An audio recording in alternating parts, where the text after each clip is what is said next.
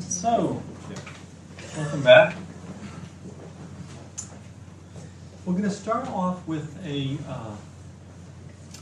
pattern, a model that I may have mentioned to you, Rachel may have mentioned to you in the practitioner training. It's, although I'd say the master practitioner will be, one way it'll be different from the practitioner training is that the practitioner training, everything I'd say built upon what weekend one was then built upon by weekend two. So there's a lot of basics. You have some of the fundamentals, and the master practitioner training is going to be different units, different topics, different weekends. That will be sort of units in and of themselves. But there'll be some things like what I'm going to do now, which is also, I'd say, one of the fundamentals, one of the basics that we're going to build upon. And it originated, I would say, that with Gregory Bateson, who was one of the people that was fundamental in the development of NLP, although people often think of Richard Bandler and John Grinder as the main people, but they did draw upon different experts at the time. And Gregory Bateson spoke about something called logical levels. And Robert Dilts sort of put it together in a particular way.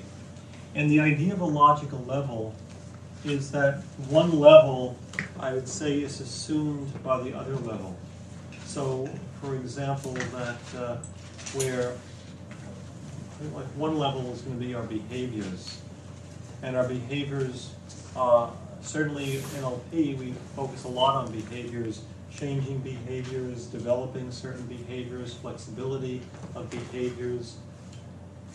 But the behaviors are really part of a larger system that let's say when we have a strategy for doing something to motivate ourselves, that our motivation is reflected in our behaviors. That when we're motivated, we engage in certain behaviors. When we're not motivated, we don't engage we engage in different behaviors. So that the behaviors are a function of something larger. And we could also say that being motivated may be a result of a belief that we have. So if you have a belief that if I work really hard, then I'm going to make a lot of money, then that may motivate you. If you have a belief, no matter what I do, nothing's going to change, then you may not develop a motivation strategy, you may not engage in certain behaviors. So this idea that the behaviors are a result of the motivation is a result of a certain belief, and of course a certain value. You might have a belief that if I do a lot of, if I work really hard, I'll make a lot of money, but if your values are, money's not that important to me, then even with that belief, it's not going to lead to motivation. And so we're going to be looking at these logical levels. Did I draw the chart in our practitioner training? We have different practitioner trainings. I'm just going to assume that you don't know it, but going through it again, I think it'll reinforce the learning. It looks, one version looks like this. And realizing this is just a picture or one representation of the logical levels, you might hold it in a very different way internally. At the very base, the foundation of logical levels, we talk about, as Tim mentioned, context. Context, the environment, it's the where, the when, and with whom. So,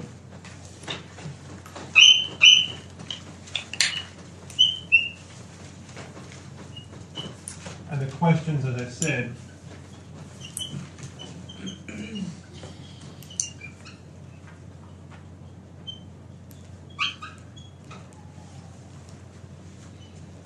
and we can also look at it in the context. So if we're thinking about change, whether it's interpersonal change or interpersonal change, it's always in a context. So that if we're talking about developing a set of new behaviors, becoming more confident, being more centered. It's not in a vacuum, it's in a particular context. So it may be the context of being able to be more outgoing, maybe at a party, or it might be to be at a meeting, to express yourself at a meeting, or it could be to with you in a relationship when you disagree with someone. That could be the context, how to express yourself. So the environment is the where, when, and with whom. Like right now, our environment is in this training, or if you're watching this on tape, it's the environment. You're in a certain environment in front of your computer. So basically, it is we're always in an environment. And when we talk about NLP, we're often imagining we're stepping into another environment. We want to make a change in a different environment. So if you want to improve your presentation skills, when you're doing it, you may be doing it while walking down the street or sitting in a coaching office, but you're so you're wanting to make a change in a particular environment. Or if someone has a phobia of elevators, that's the environment you want to make the change in. Any questions about that? Now, the second level is the behaviors, which is basically your actions, what you're doing. And the question most associated with behaviors is what you're doing. And to link them, you could say, what is it you're doing in these contexts? What are the behaviors that you want to demonstrate when you're in those situations? So the behaviors inherently are going to show up in a particular context. And in practitioner training, if you remember, whenever we asked, what is your outcome? And if the outcome was, I want to be more, I want to establish rapport with people. And it may be when I'm meeting someone for the first time. So that is the context. Pretty got that? So let's keep going. So again, this is what you're doing. And I would also include in behaviors, I would talk about right now you're seeing me, so I'm doing certain behaviors with my hands, with my facial expressions, where I'm moving, whether I'm moving or standing still, whether I'm balancing my right foot or left foot or standing. Those are all behaviors. But behaviors are also my voice, my tone, tempo, and volume, whether it's the same, whether it's changing. Behaviors for me also can include inner behaviors. It could be if I visualize, make a picture, that's a behavior. If I talk to myself, that's a behavior. And just like my external behaviors, tones, tempos, and volumes, I can speak to myself, I can whisper to myself, you can't hear it, maybe you can see it, if I'm whispering, if I shout at myself, those are behaviors too, as they have different submodalities. Then, on this level here, Robert Dilts uses the term capabilities.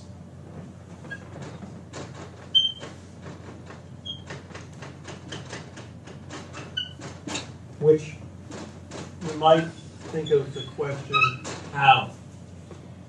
I mentioned before motivation. One capability that we have is to motivate ourselves. Now, motivation is not the same as a behavior. We can be motivated, and as a result of being motivated, we could engage in certain behaviors in certain contexts. Or another example of a capability is, let's say, creating boundaries. Some of us say, well, I have this, and we're actually in the practitioner training, we did the 3 positions, aligning perceptual positions. That is a particular strategy for moving into self, other, and observer.